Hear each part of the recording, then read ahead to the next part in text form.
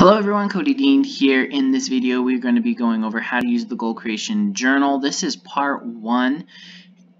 In the goal creation journal there are 4 parts and 4 pages of using the goal journal for every week. And so you'll do this on a weekly basis, and I recommend doing it on a Sunday or a Saturday where you can recap, and we'll go over everything and how to use everything as we go through this training. Okay, so the first part here is you'll see there is the grid, and in the grid there are 5 columns, and these columns represent 5 goals that you can focus on. And the major categories of goals that we recommend is going to be for your health, your wealth, your relationships, your personal goals, and your spiritual goals. And we break these down into 10 categories, but we'll just go over, you eventually can break them into 10, but that's in our advanced trainings. But just start with these 5.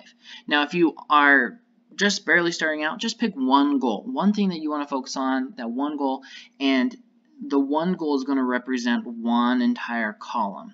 So you know, this one's going to all be about health, and say you also want to worry about your finances as well and bring more attention to your finances, you can do those too. Don't feel like you have to fill in everything, because that can get very overwhelming. Just do one at a time, and you're like, okay, now that I've started on my health and my wealth, I want to work on my relationships. You can start that next, and maybe you have a personal goal. And again, these are all suggestions, and I have created this in such a way that you can add a lot of your own personal touch to it. And I'll show you that here in a second, okay? So these are all suggestions, and if you feel there's something different, go for it. Now there's a first column here. You'll notice these are smaller. These are going to be representation of your long-term, your short-term, or your mid-term, and of course you can read that right, and your short-term goals. Another way to look at this is going to be like a yearly goal, a monthly goal, and a weekly goal. Now you can do it by the quarter, and then you can do this by the month. Again, it's totally up to you. It's customizable. In future trainings, when I talk about the goal creation journal, it will be this is the yearly goal, this is the monthly goal, and this is the weekly goal. Now, if it's not the beginning of the year, don't wait to set a goal. Just pick a goal and say, hey, what is something that I want to accomplish big, longer term, something that will take me about a year to accomplish. If you're not, you know, beginning at the beginning of the year, don't worry about saying, oh, I have to wait till the beginning of the year to start something. Just say, hey, I want to do something. I want to. So say this is health. Okay. This is one of my personal goals. Is hey, I want to get down to 12% body fat. Okay, 12% body fat. Now, one of the first things that you want to realize is, hey, where are you currently at? So if you have this goal of 12% body fat, where are you currently at? And what I recommend my clients is just put it up here. Like, hey, I'm at 18% body fat, or I'm at 19. I think for me, I am actually currently at around 19.2% body fat. Okay, so my ultimate goal is to get to 12%. And a lot of people, especially in the SMART method of setting goals, is they put a time frame on it, and so that's good. Like, you can pick a time. You could even say, hey, rather than a yearly goal here, you can say, hey, this is going to be, and you can put the date in there of when you want to accomplish it. For me, it's like, hey, I want to accomplish this as fast as I can, but I realize that there's a gestation period of creation. Okay, so 12% body fat. We're currently in the month of June, so you can put in, you can circle June and circle the dates. It's currently the 6th of June, and it's a Saturday, so we're at the beginning week of June. Then you have to think, okay, this month of June, what do I want to accomplish, and how close do I want to get to my goal? So if I'm currently at 19, maybe I want to get down to 18.5%. And then on a weekly basis, it's okay, I'm currently at 19.2. By the end of June, I want to get to 18.5. what do I need to do? I want to get down to about 18, or I want to get down to 18.9, or maybe just 19%. Now, that's a way of breaking down the goal so it's not as overwhelming of like, oh, I'm going to get 12%. It's so far away, I'm never going to get there. You can do this with your wealth as well. Like another one of my goals is to get to a 10K monthly recurring with my customers and my recurring residual income, 10K a month. And then you can say, okay, where am I currently? I'm at around $100, right? And if you just look at 10K, you're like, oh man, this is really, it's out there. So it can be very overwhelming. So you just break down, okay, by the end of this month of June, I want to get to $200 a month. And then by the end of this week, I want to get to $125. You see how it breaks down very easily. Now, once you do that, once you have broken down your goals into these long-term, mid-term, and short-term goals, what you want to then do is this is going to be a weekly. This section here is the weekly section, and they're broken down in such a way. And I was really inspired when I did this. I didn't even realize what I was doing. I just made it, and I just felt like this is what I need to do. There's a couple ways of doing it. A lot of people, when it comes to setting goals, is they like to-do lists. Some people like them, some people don't. And this is an option, okay? So you can set this as a to-do list, and you can say, okay, I need to get to 19% body fat this week, and that's my goal. What do I need to do? Because you obviously know the things that you need to do. Maybe you need to find a workout plan. Maybe you need a workout body. Maybe you need a fitness or a diet. You can say, hey, this is my diet plan. Okay, so I have a workout plan, a diet plan. I need to find some, I know I need to work out clothes.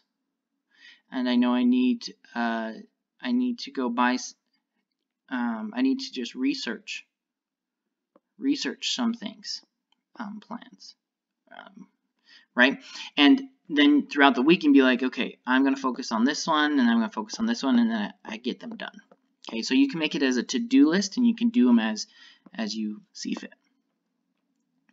So that's one way of doing it. Another way of doing it, and this is how I personally do it, is I think of these as Monday, Tuesday, Wednesday, Thursday, Friday, Saturday, and I see this as Sunday. So I have all of these things. These are the 5 things that I'm going to focus on today to get me towards my goals. And if you just break it down one thing every day to get you closer to your goal, eventually you'll get to your goal, right? So if you think of yourself on this path, like here you are, and here's your goal. You want to get there. You may not know every single thing that you need to do to get the goal, but it's pretty simple, and sometimes it's easy to think like, okay, what's one thing that I need to do to get closer to my goal? So you say, okay, I'm going to do that, and you put that thing right here. So what's one thing that I can do to get closer to my goal of 19%? It's like, okay, I should probably, if you're just barely brand new starting out and you don't know where you're currently at, it's like figure out my percentage, body percent fat. Okay, and then once you do that, then you're done. And then, okay, now I figured out my body percent fat. At the end of the day, you can think, okay, tomorrow, what am I going to do tomorrow on Tuesday? Oh, I'm going to look up plans for my diet. Okay, and I'm going to do that for 10 minutes. I'm going to look it up. Boom, done.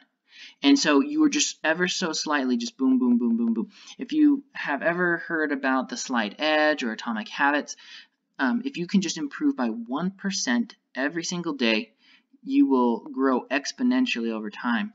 But if you decrease and you depreciate at 1%, you basically go like this, and you get down to 0 very, very fast. But a 1% change is significant over time. All right. So this helps you out with figuring out just one thing that you're going to do every single day to get towards your goal.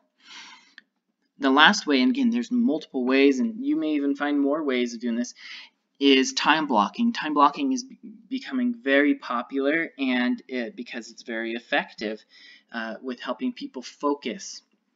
And so you can actually use the goal creation journal as a planner. So again, you're going to still look at each row as its own day. So this row is going to represent Monday. Okay. Now, I didn't even plan on time blocking until I was listening to a book called Indistractable by Tim Earl or something like that, or Neural Earl. And he was talking about time blocking, how it's so effective. And so I currently don't use this plan currently in myself because I automatically already time block. But if you need help with time blocking and you're not exactly sure, like, hey, when am I going to fit in my health section of my day, and you find that you're not just getting things done, you may want to try time blocking. And so these 5 sections, they actually work out really well with your morning till 9 a.m., 9 a.m. to 12, 12 to 3, 3 to 6, and then 6 to the evening until night. And so you can say, okay, what am I going to do during this time? And it doesn't necessarily have to line up with your health goal. You can say, hey, I'm going to just wake up and I'm going to meditate. And then during this time block, I'm going to be at work, so I just put work there. And then if I am between 12 and 3, I can say I'm going to still be at work. And then maybe at 3, this is what I'm going to do.